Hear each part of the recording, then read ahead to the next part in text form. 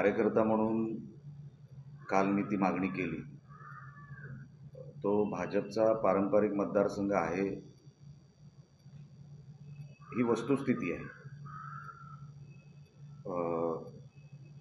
स्वर्गीय कुसुमताई अभ्यंकर, त्यानंतर स्वर्गीय गोथाडजी, मग बाळासाहेब माने यांनी सलग 78 पासून ह्या मतदारसंघाची आमदारकी गाजवली आणि मागची जी काही वर्ष आहेत ती भारतीय जनता पक्षाने फक्त ती निवडणूक साथीदार म्हणून लढवली।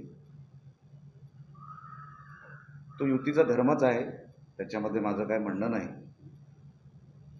पण आम्हाला तो मतदारसंघ मिळावा, कारण का आता खासदारकीची निवडणूक आम्ही जिंकलेली आहे आणि दावा करणं हे काय चुकीचं आहे असं मला काय वाटत नाही। कारण का आपल्याला जर आठवत असेल, निवडणुकीच्या अगोदर जेव्हा राणेसाहेबांची उमेदवारी जाहीर सुद्धा झाली नव्हती, भारतीय जनता पक्षाने मला कुडाळ मालवण मतदारसंघाची जबाबदारी दिली आहे। तो मतदारसंघ शिवसेनेतून, म्हणजे शिंदेसाहेबांच्या शिवसेनेतून त्या मतदारसंघासाठी मागणी झाली,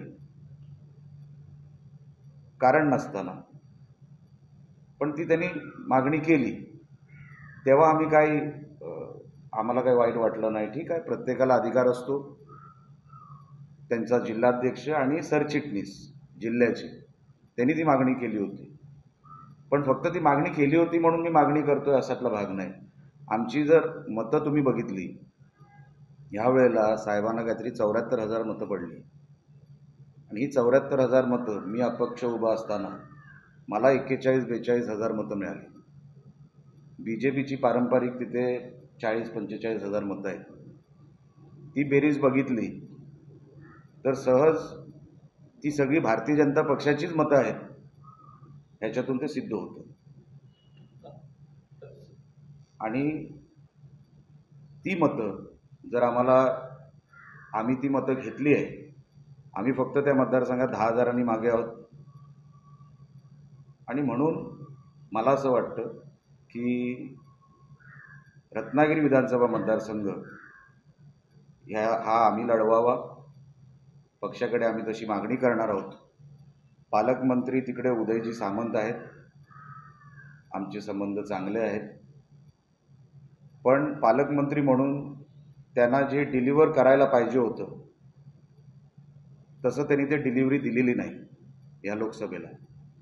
त्यांच्याच जिल्ह्यामध्ये, म्हणजे ते जिथे पालकमंत्री आहेत रत्नागिरीमध्ये 3 विधानसभा येतात, त्या 3ही विधानसभेमध्ये आम्ही मायनस आहोत आणि सिंधुदुर्गाच्या 3ही विधानसभेमध्ये आम्ही लीडमध्ये आहोत।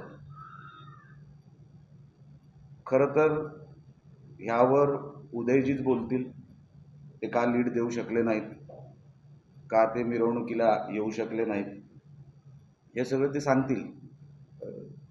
त्यांच्यासाठी काय मी उत्तर देऊ शकत नाही, पण माझं म्हणणं एवढंच आहे की अनेक वर्ष हा भारतीय जनता पक्षाकडे हा मतदारसंघ होता, मग मधल्या काळात नव्हता, तो आम्हाला परत मिळावा अशी माझी प्रामाणिक इच्छा आहे कार्यकर्ता म्हणून। सर, लोकसभेचे निकाल लागले।